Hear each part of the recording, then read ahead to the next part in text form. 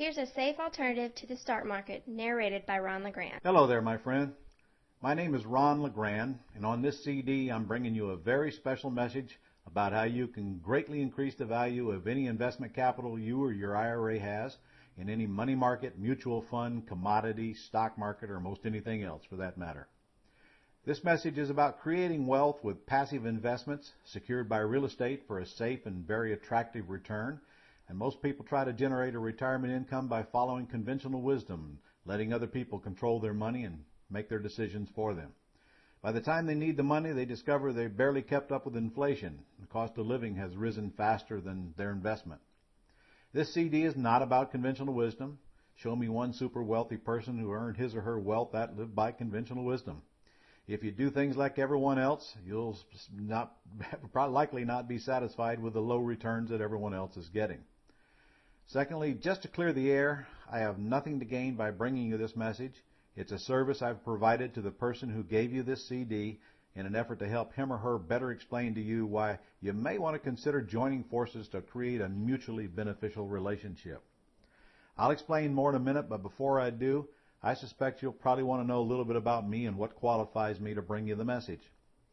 About 30 years ago, I was a mechanic, looking for a way to make more money and get out of the job trap. After a long search and attending a seminar one weekend, I decided that becoming a real estate investor was what I wanted to do. I made this decision for a lot of reasons that have nothing to do with the purpose of this CD. I started with nothing, and over the next few years became a multimillionaire, buying and selling single-family houses and keeping few along the way. Eventually, I got so good at what I was doing, I chose to begin teaching others the tricks of the trade. I learned those lessons, and boy, did I tell you, I learned them the hard way. Then I started systemizing the business and making it easier, and as of this recording, I've bought almost 2,000 single-family houses and become the nation's leading authority at what I do. We've taught thousands how to create huge incomes, and I'm proud to say we're making millionaires all over North America and parts of the world I can't even pronounce. Now, I'm not an attorney or an accountant, so you should know that the information on this CD comes from almost 30 years of field experience and not from a classroom. In the beginning of my career, I discovered a little-known method of acquiring capital to buy and rehab houses so I could use them to make a profit. I learned this was not only good for me because it made my job easier, but is also good for the folks I built business relationships with. Those people were absolutely ecstatic with the results. They saw their money grow at an outstanding rate, and when they went to bed at night, they could care less what happened in the stock market that day. The program was very simple and, in fact, completely hands-off for them. They didn't have to watch the stock charts or call their brokers or wait for the next crash. My job was to go find a good deal on a piece of property that needed rehabbing and agree to buy it at an all-cash wholesale price. It didn't take me long to learn there are a lot more of these properties available than I could possibly handle. I was buying them at a deeply discounted price because they needed a lot of work. I call them ugly houses. I also learned I could do a nice rehab job for a fraction of what some people think it would cost. The problem was banks and other lending institutions didn't want to lend money on ugly houses that were poor condition. To make matters worse, I was self-employed, making it hard to borrow. If that wasn't bad enough, even if I could find a lender to make a loan, they all wanted substantial down payments, which would severely limit the number of houses I could do at the time. So I found a better way. I started talking to folks with a little money to invest and created a program where they could lend me the money to buy and rehab the house, secured with a first mortgage or deed of trust on the house, and this became a very lucrative investment vehicle for many of those reasons. First was the safety issue. You see, I'd only borrow 60 to 65% of the after-repaired value of the house. This left a lot of equity as a safety cushion in case of default. It didn't take my lenders long to figure out the worst that could happen was that I didn't make the payments and they'd wind up owning the house at a deep discount. If that happened, they could hire a realtor to sell it and make more than their interest, so it wasn't a bad thing for them. Next, the higher return is very attractive. You see, I paid my lenders a lot more than any CD, and that was the least they could expect to make regardless of what was happening in the stock market. A high return day in and day out they could rely on. This was very attractive back then, and it's still very attractive today. You may be wondering why anybody would be willing to pay a higher rate like I did, but I mentioned earlier the cost of money wasn't my main concern. The availability was way more important because if I didn't raise the money to buy and fix the house, I couldn't sell it and make the profit. I looked at my lender kind of like a silent partner. I gave them a good, dependable, safe return, secured by well secured by real estate, and they supplied the short-term capital to grow my business. It was a win-win situation for everyone. Later, I became a mortgage broker and have since made hundreds of loans to real estate investors using my own money and that of others. Incidentally, making high-interest loans is nothing new. There are companies in your city doing it right now and have been for over 40 years. It's a multi-billion-dollar industry. They survive on lower loan-to-value ratio loans made to owner-occupants. Their niche is people who want to refinance or purchase a home to live in but can't qualify for a nice low-interest loan. Our niche is people who want to buy and sell for a profit. We do not make loans to owner-occupants, and neither will you. Before I get off the subject, pull out one of your credit card statements and look at the rate. Congratulations, you're a person who's willing to pay a high interest rate for short-term money. That's easy to get. You're placing availability of funds above the cost every time you use one of those credit cards. Like I said, it's a multi-billion-dollar industry. Here's a thought. Actually, it's more than just a thought. It's reality for many of my lenders. What if we turn the tables on the banks and grow rich the same way they have by using other people's money? When banks make a loan, they do it with your money. The money you're allowing to lie around in savings accounts and CDs that net less than the cost of inflation. You receive a few paltry percentage points while they loan your money out at a higher rate. They receive the difference they refer to as the spread. The spread amounts to billions of dollars monthly, and that's why the banks have the big buildings. Why don't you become a bank? Sort of. If you can borrow at a low rate and safely lend it out at a higher rate, you can make a fortune off the spread. And that's the beauty of it, making money off the bank's money. Don't you just love the thought of it? Incidentally, if you aren't using your money, you have the best rate of return after all. It's called infinity. If you're using none of your own money and you get a return, then you can't measure that return, so it's infinity. I had one client that I lent out a little over $1 million in 1 year, and I didn't know it at the time, but he was making a 5-point spread on all the money I lent for him. He made over $50,000 net that year without putting up a penny of his own money. In fact, he used a credit line so he wouldn't have to pay interest while the money wasn't in use. He made $50,000 using the bank's money. And at the rates that you can borrow money at the bank today, it'll be very easy for you to lend them out at a much higher rate and get a spread yourself. I'm sure you have other questions concerning private lending, and I'll address most common ones right now. If I miss any, the person that lent you this CD can fill in the blanks for you. First, can you use your IRA or 401k to make these loans? Well, you bet you can, absolutely. In fact, it's a great use for them, and what better way to grow your revenue than tax-free? If it's your IRA, it must be self-directed. This is easy to accomplish, and it's only a matter of moving it to an administrator of your choice. We use Equity Trust located in Elyria, Ohio. It took me several years to find them, and after dealing with a few administrators that made my life miserable, I found them very easy to work with. I have an IRA with them. In fact, I have several, and as well as hundreds of my clients. The website to go check out Equity Trust is trustetc.com. Again, that's trustetc.com. Go there and explore for yourself. They've been around a long time, and they have thousands and thousands of IRAs and other pension plan clients, and that's all they do is handle self-directed IRAs. I think you'll find them very knowledgeable on the subject, and in fact, that's where I started learning about this self-directed IRA stuff many years ago, is right from them. Now, don't worry, this is not a rollover with penalties from the IRS. It's merely a transfer from one administrator to another. If you're going to use your IRA to make loans, you'll find that it's a necessary step because most people have their IRAs housed with a company that will not allow them to make loans or, in fact, do much of anything except what they suggest on their list. We call those multiple choice IRAs, not truly self-directed IRAs. With Equity Trust, you'll be allowed to do what you want with your IRA, not what someone else insists you do that's on their list. In other words, Equity Trust will let you invest in anything you like, not just a list of stocks that your administrator has chosen. If you're using your 401k, you must be in control of writing the check. You'll find it difficult to get your employer to direct your company's pension plan to private loans. They're usually managed by stockbrokers with guidelines, and they'll do what they want, and you won't change their mind. Now, of course, if you recently left a job that you have a part of a 401k at, they have to allow you to transfer to a traditional IRA of your choice. So if you might want to check that out and transfer it to equity trust and start making private loans. I had several of my lenders take it out of their company plan and shift it to their own self-directed IRA. You might want to consider the same if it's applicable to your circumstances and if the company plan that your 401k in is not making a really high rate of return as it is. Second question, is this a security or a mortgage deal? Well, the answer is yes and yes. It is both. Technically, it is a security.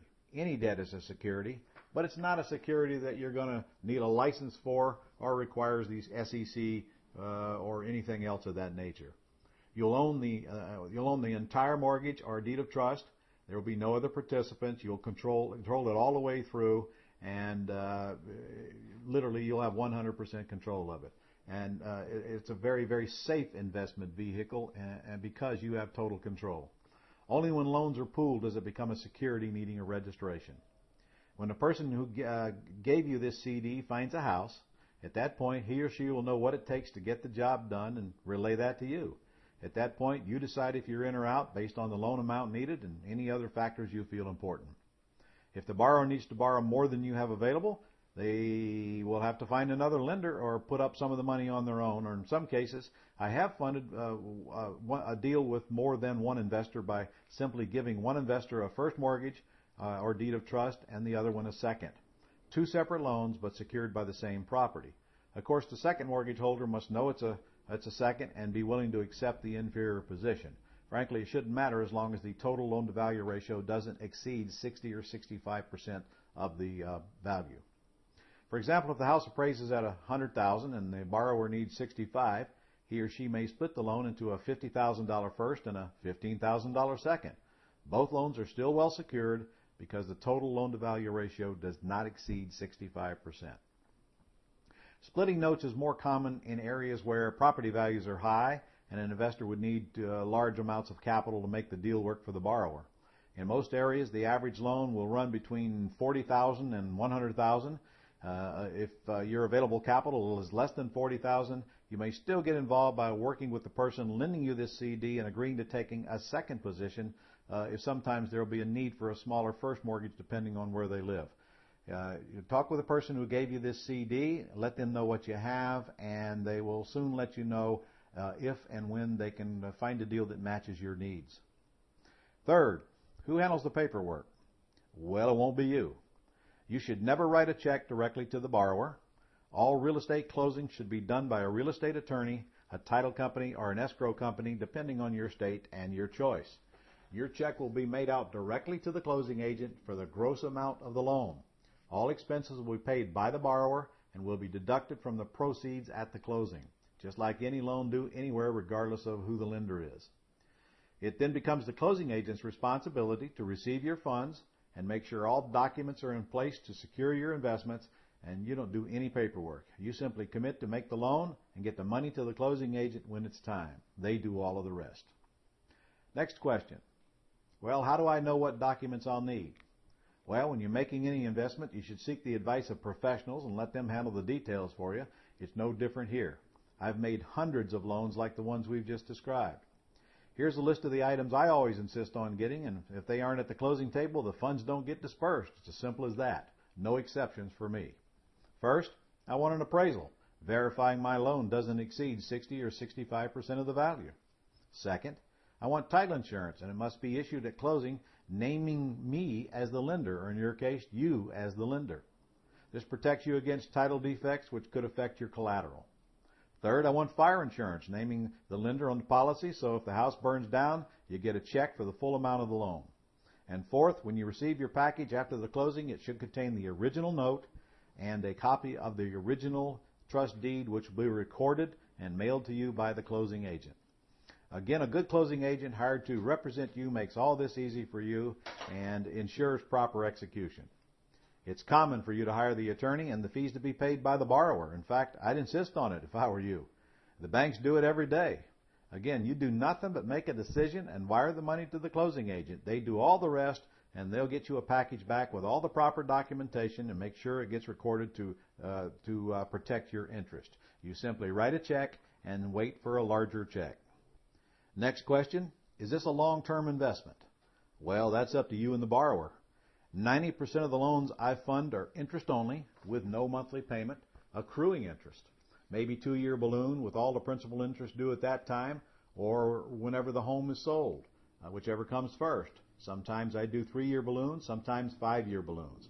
However, this can be arranged any way you want it to, whatever it takes to meet you and the borrower's needs and your investment plan. Remember, the longer the money stays out, the longer it gets a higher rate of return and the faster it grows for you. Many lenders like to keep the money out and collect interest only, or in fact, have it accrue interest. And again, one of my favorite ways to make loans is accruing interest with no monthly payments. I don't want to mess with the payments. I put a principal loan on it. Let's say I'm lending $50,000, and if I'm loaning the money out at, say, 7%, I'll put it on a 2-year term. I'll just let them pay back the principal and interest at the end of the 2-year term. It saves me from collecting interest payments, and it's very nice for the borrower as well. It helps their monthly cash flow while they don't have a monthly payment to make.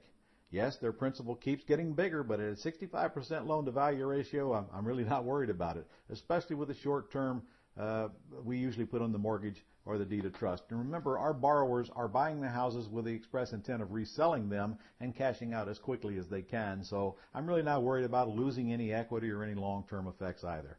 If I get plenty of equity above my note, I just don't lose sleep over it. Sometimes your borrower will only want to use the money for a few months because he or she intends to rehab and resell the property or refinance it, and sometimes the borrower will want to sell it with owner financing. That gives their borrower time to go refinance at a later date and cash you out sometime in the future. Frankly, the longer the loan is out, the longer term you're going to be getting a higher rate of investment. I've taught your new friend who gave you this CD the power of selling with owner financing and how it greatly increases the profit by being a little patient, and certainly makes the house a lot easier to sell. If it's a short term, you win, and if it's a longer term, you win, and you guys can work this out at the point that you create a meaningful relationship. Next question is, do you have to collect payments? Answer is absolutely not. You can if you want, but I wouldn't suggest it. Many banks will collect them and deposit it in your account for you and send you an annual 1098 form to the borrower and/or you, and their companies that will do it on a national basis. I've done it both ways, but frankly, as I said earlier, I do mostly accruing loans today, so there aren't really any payments to collect, so it's not a big issue for me. That's entirely up to you. If you want to collect them, you can, but frankly, I think you've probably got better things to do than messing around with collecting monthly payments, and I can assure you that your borrower would just as soon that you didn't. So, again, something you guys can work out. Is making a private loan really a safe investment? Well, if you apply common sense and don't break the rules, it's as safe as any other high-yield investment and a lot safer than most. In fact, in my opinion, it's a lot safer than any stock market investment. Think about it. With stocks, you're betting on companies you know little about, and the volatility of the market is out of your control. You can do well one year and get wiped out the next. Every day you're wondering if you're gaining or losing, and the only choice you get to make is when you buy or sell, and that's all you get to decide. In fact, many folks now, their 401k has become a 201k. I don't care how good you are or think you are, you don't get to make rules in the stock market. Your investment is at the mercy of the ever-changing circumstances.